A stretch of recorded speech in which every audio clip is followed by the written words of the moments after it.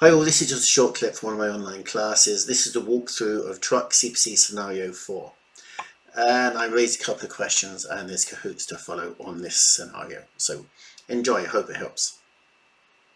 This is Truck Case Study 2 and this is Jim. So this is Case Study or Scenario 2, Jim. Jim drove heavy vehicles and tankers for the past 10 years and was qualified for international carriage of dangerous goods by road. Class 3, so we know that's flammable liquids, yeah?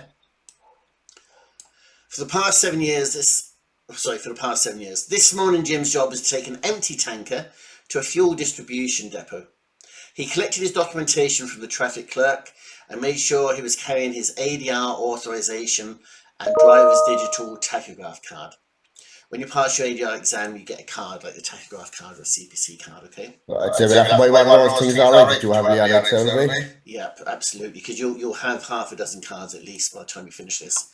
He downloaded the card only 5 days ago. How often do you have to download your tachograph card?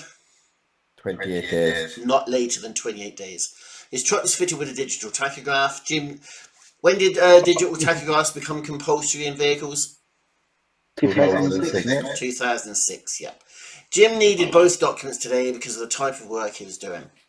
You always needed tachograph, and he was doing ADR. After completing his vehicle checks and nil defect report form, when you do your walk around, you tick this is okay, this is okay, this is okay, tyres okay, wipers okay, doors okay, this is okay, or you can just tick the one box at the bottom which says nil defects. So instead of ticking like, I don't know, 5 dozen boxes, you tick one box down the bottom which says nil defect. So that's why it's referred to as a nil defect book. Okay, that's your walk around book. And you take off the top cover and you hand it into the office. Now, a lot of companies, especially the larger companies, are doing it on your mobile phone, like an app. We can just click nil defect. And if you do find a fault, you click on the fault and then you take a picture of it. And then that information gets sent straight to the head office. Yeah. But we're old school here, so we're using pen and paper, nil defect book. Report form. Jim checked all the safety equipment to make sure it complied with his ADR authorization. The driver has to have equipment, the truck needs equipment, and if you're carrying something dangerous like toxic substances, then you have additional equipment such as an escape mask. So there's different equipment when you're doing ADR. He drove to the fuel depot with the empty tanker. The tanker was a rigid 4-axle. What's the GVW for that? 36. 4-axle. 32. Fitted with single wheels, providing extended tracking width. Now, there's people that thinks the fitted single wheel with extended tracking gives you more stability, which prevents rollover. Okay, now there is an argument about it, but I'm not going to get into it now. As far as the RSA are concerned, fitted with single wheels and extended tracking gives you more stability, okay? It had road-friendly suspension, a design gross vehicle weight of 32. And was 3.7 meters high. What's the maximum height of a truck? 4.65. 4.65. And had the most up-to-date tanker specifications and fuel compartments. So it had separate pods. Yeah. Okay, it wasn't one great big tank with fluid surging forwards and backwards. It had separate fuel compartments. So it could potentially have diesel, kerosene, and petrol. You know, in different pods? Yeah. Or it might have 3 pods for the petrol. But you know the 20-80 rule? If that had one big tank and no compartments, it can't have can't have more than 20% or less than 80%. You know, it has to be like empty or full. If it, all right, I give you a note. I'm not explaining this very well. If you had one big tank and you delivered half of it, you are now 50% full, aren't you? Yeah. And that is the most dangerous level you can have, because you've half that space and you've half the weight of that liquid surging forwards and backwards. Yeah. Okay, so you can't have that. So if I had one big tank and it was full up, when I went to deliver it, I'd have to deliver all of it like in one go.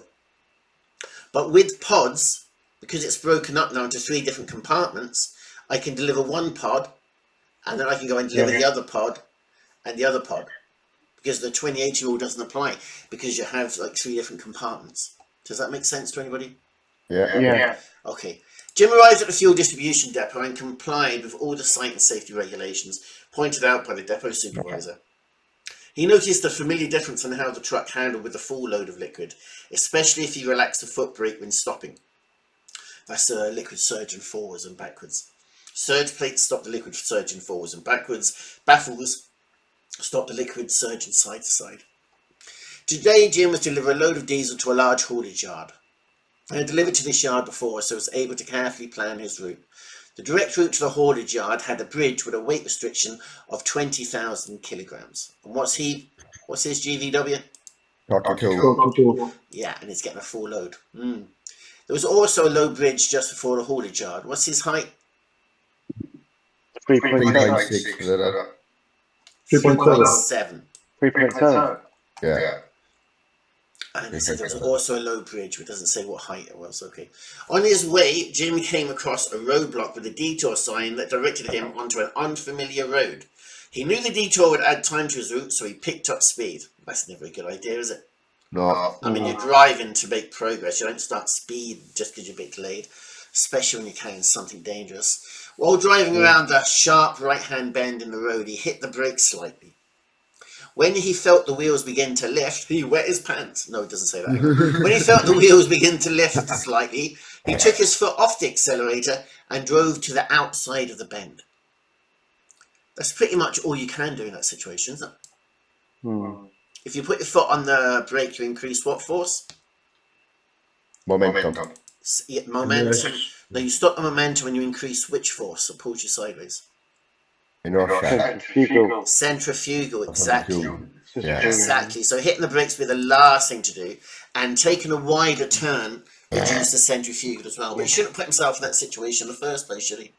He then felt the wheels firmly on the road again. However, his relief was short-lived. Continuing on, Jim arrived at the foot of a long, steep incline.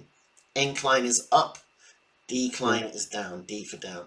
Continuing on, Jim arrived at the foot of a long, steep incline. Halfway up the hill, he noticed a sign at a junction that indicated that no large goods vehicles with 3 or more axles. How many did his have? 4. 4. Yeah, Were 4 allowed. axles.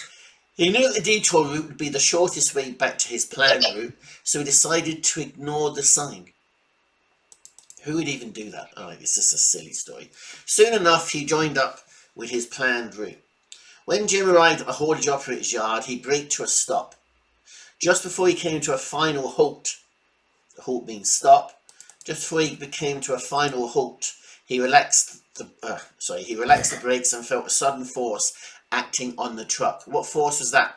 When that liquid will go surging forward when you hit the brakes. Yeah. Momentum. Yes, that's your momentum.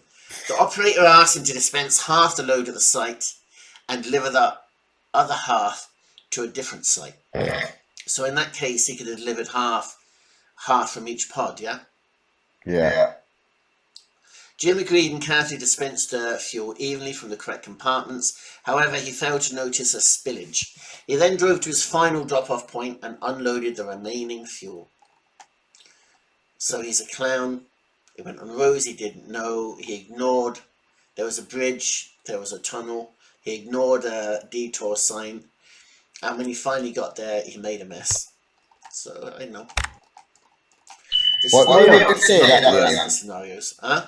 Why would they say he failed to notice the spillage? So that's shit talk. So he failed to notice it. Like I said, these are just silly made up stories to raise questions. How would you not notice that you spilt a load of petrol everywhere? Surely you'd smell it if nothing else. Okay, so that's case study 2, Jim. Thank you for liking and subscribing to my channel. And like and subscribing to my channel helps other people like you find them. I'm Leon Clifton.